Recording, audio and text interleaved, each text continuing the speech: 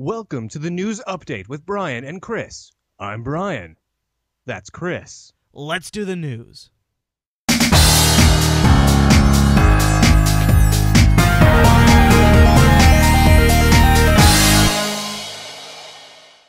What's new in the news right now? All right, Bryan, let's talk about our top story. We've got a few stories, but I thought let's get this one out there. I've had a few people ask me about it. KDE 4.2 is released. Now, Holy crud. I know, right? What's happening with KDE 4.2? I mean, so 4.2 is coming out almost on the dot on the year anniversary mark from the 4.0 release, which is kind of cool. I mean, because everyone knows when 4.0 Has it been came that out. long?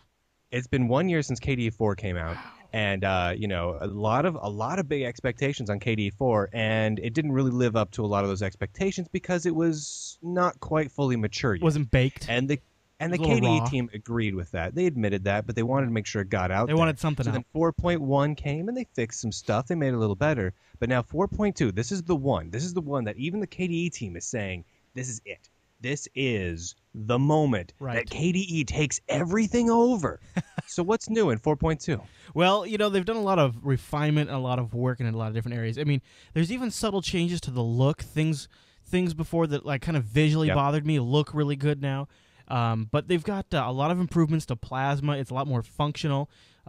Before, if you wanted desktop icons, you had to have like a specific Plasma applet where your icons were in there, but now they're a little plasmoid that so now they've actually made it so Plasma kind of pretends it's a desktop. Has the full normal desktop functionality. I think it basically has like a Plasma sheet over your desktop, and then it has icons on which is I always thought that was a little odd, since the whole point of KDE 4 I thought was to break away from all that. Now I know that maybe you could consider this maybe like a stepping stone. You could say, okay, this is just for people to be more comfortable with it. But still, I always liked, that was one of the things I liked about KDE 4, was they came in and they said, you know what, let's be different. I know, but it's really hard not to have icons. Well, you could have icons, but they're different kinds of icons. Right. Like you could have a potted flower that grew and became its own plant. Right. That's an icon, right? Kinda. Sure. They've also, along the lines of Plasma, it now supports the Mac OS X dashboard widgets as well as Google Desktop or Google's gadgets.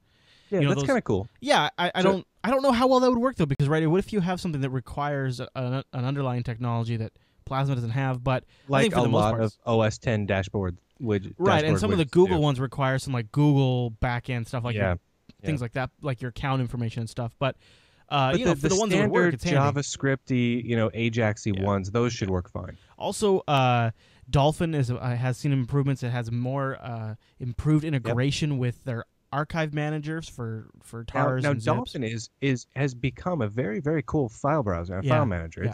They've done a very, very nice job, and I want to commend the Dolphin team. I don't usually give these guys a lot of props, but osnews.com has done a really great write-up on the new KDE 4.2, and they've also done an interview with Aaron Saigo, who we've talked to a few times, and he's been responsible in working with Plasma. So if you want to, I'll link to it. I'll link to it in the show notes. But if you want to read up on KDE 4.2, lots of videos on KDE 4.2 there.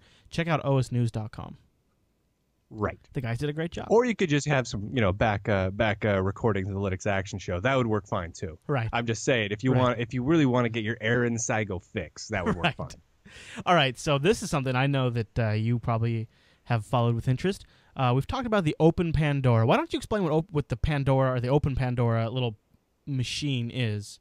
It kind of looks like a DS, only with like a keyboard, right? It's kind of the shape. Right. Of it. Basically, for those of you who aren't familiar, so there is the GP2X handheld, which is a nice little. It's from a Korean manufacturer called Game Park Holdings, and they make a nice little Linux-powered ARM device that is just a nice open source-ish game platform. Now, the Open Pandora project, in a lot of ways, is kind of almost like a spiritual successor. Is it a successor? It's a completely separate thing. Okay. But basically, what they've done is they've created a small Linux handheld that's ARM powered, I believe. It's a 600 megahertz ARM processor in it. Yep. And it's cool. It's a clamshell thing like the DS Lite. It flips up. It's got the little screen up top, but below it's got the standard game controls and a keyboard. So it's got a little QWERTY keyboard in there. So it kind of takes the role of, it's in between like a Nintendo DS and like something like the NA10. On an internet tablet with an actual built-in keyboard. Right. So this is potentially very interesting because you now have an all-in-one device for your PDA and your gaming, which is very, very cool and would work very well for emulating games like the old like Sierra games that required a keyboard. So it's very interesting, but it's been in the works now for quite some time. Last summer we talked about it coming out, and it was supposed to come out in like December, and it never shipped. And then it got moved to yeah, exactly. It was supposed to be out by Christmas, but it never happened. So now we're finally starting to see actual prototype hardware out. So that's very, very cool. It's a nice rig. It's got an open power VR SGX OpenGL processing chip in it, so it does full OpenGL 2.0. It's got an 800 by 480 screen, which is it's a nice 4.3 inch screen. It's really not bad. 16.7 million colors. It's a touchscreen LCD at that. And they claim the battery life's over 10 hours. 10? I mean, really? I mean, I honestly don't believe that. So, like, if it's phenomenal. If it actually accomplishes that, this is going to be an absolutely stellar device. So they're saying their target date is April 7th of 2009, and the asking price is going to be around $330 US. That's pretty damn cheap. That's amazing. If they hit that, that's incredible. I mean, just incredible. Even if they get no real game backing of new games, even if it's just for games wise, it's just emulation and like a port of Quake. Even if that's all it is, hell, I'll buy one, and then we'll see where it goes from there. Yeah, I'll be curious to see what people end up doing with this thing. It's pretty cool. All right, so along the lines of small portable devices, we've talked a lot about netbooks, but there's been a trend I think we've both kind of commented on. Lately, netbooks have kind of been migrating from being Linux devices to being more Windows XP devices. Right. And some even newer models of the netbooks don't even have a Linux option. That's becoming more and more common.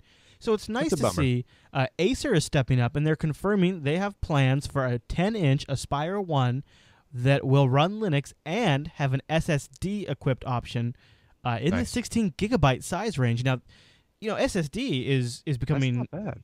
It seems like SSD started with netbooks and then faded away for cost. They brought in traditional hard drives, and now SSD is coming back. Right. SSD has the benefit of speed and low power, but you haven't really been able to have durability. Yeah, durability for sure. Netbook, you want to be able to take your netbook and I've got this little guy right here, but here's a little HP netbook. Great device, but it's got a hard drive in it. It's got a spinning drive. I can't just go slam it on a desk somewhere. Right. And whereas the little EEE, which also right here. See, I can't really do anything unless I'm surrounded by gadgets. But I've got this guy here. I can hold it upside down, shake it a little bit, go wibble wobble. I don't care. It's only got one moving part, and that's the fan. So who cares? Exactly. I kind of like. It does give you. It gives you a kind of a confidence that it's a little bit more of a robust, hardier machine. It's a point, it's you don't really worry too much. That was the whole thing that really got us excited about the netbooks. You throw it in your backpack. Exactly. If you go down to a pub and you throw it on the table and it lands in a little bit of beer, well, hopefully it dries out and still works. If not, you're only out $250 and it's not so bad. Yeah.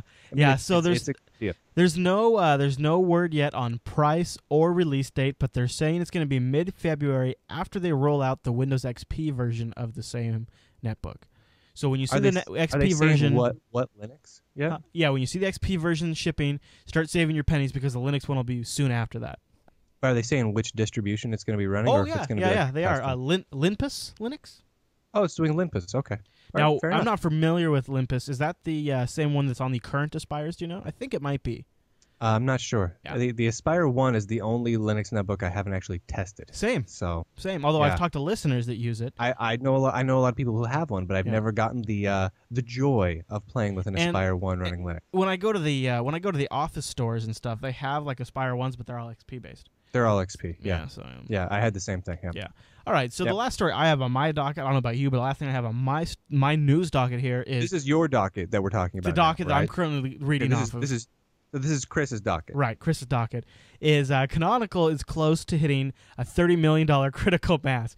Mark Shuttleworth claims that the company is very close to the $30 million in revenue, or I don't know about revenue, but I don't want to get into accounting terms, but $30 million in holdings Let's say that in holdings. Let's just call it monies and call it good. Right, and once they 30 million monies. Once they're 30 million monies, at which point, once they hit that target, they will be a self-sustaining company, which means he doesn't have to act as its private VC, funder.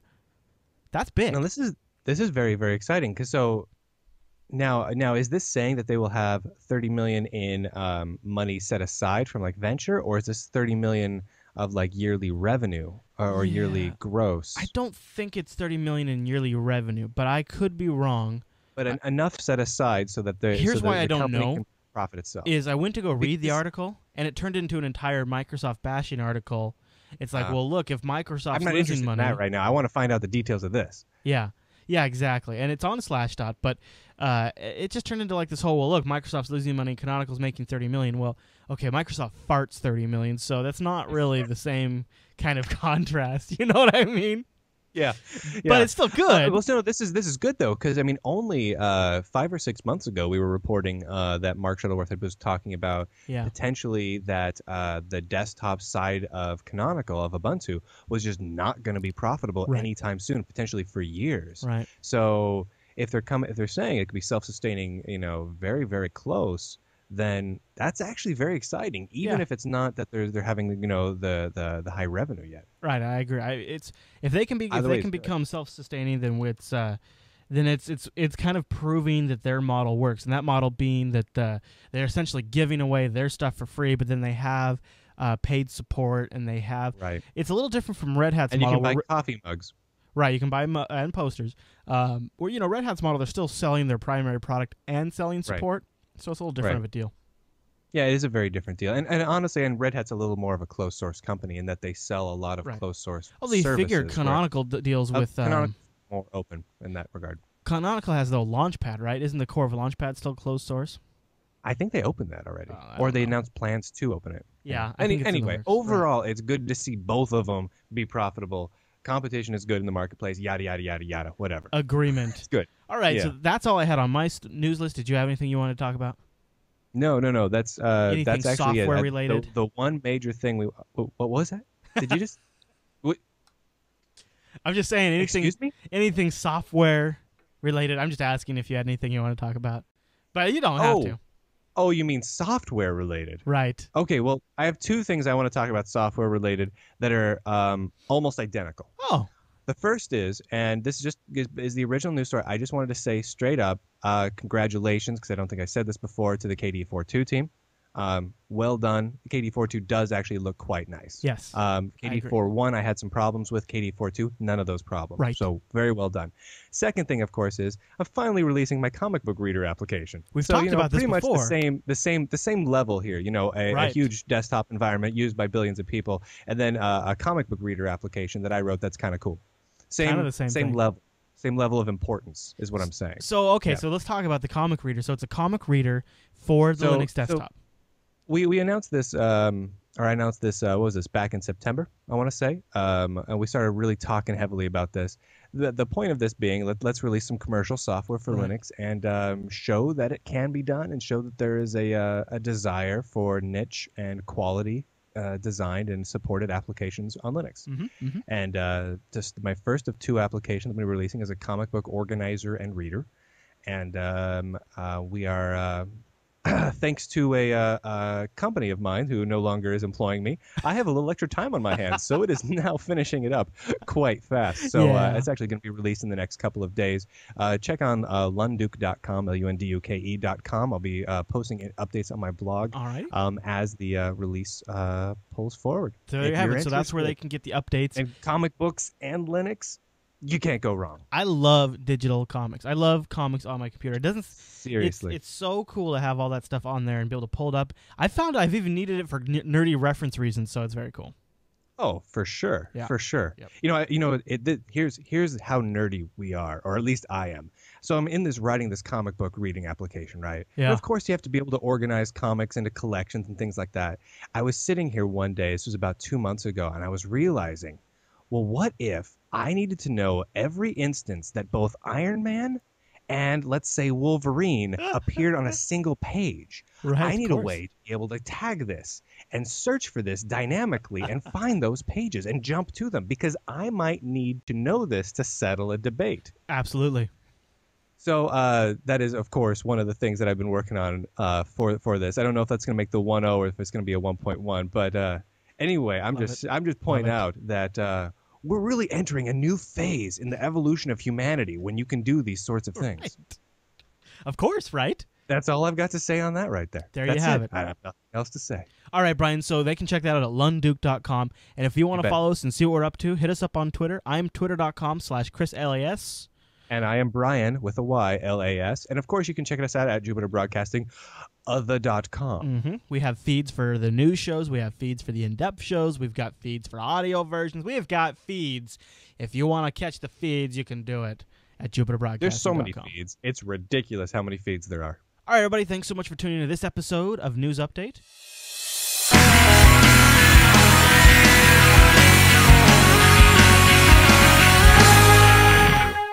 Yeah.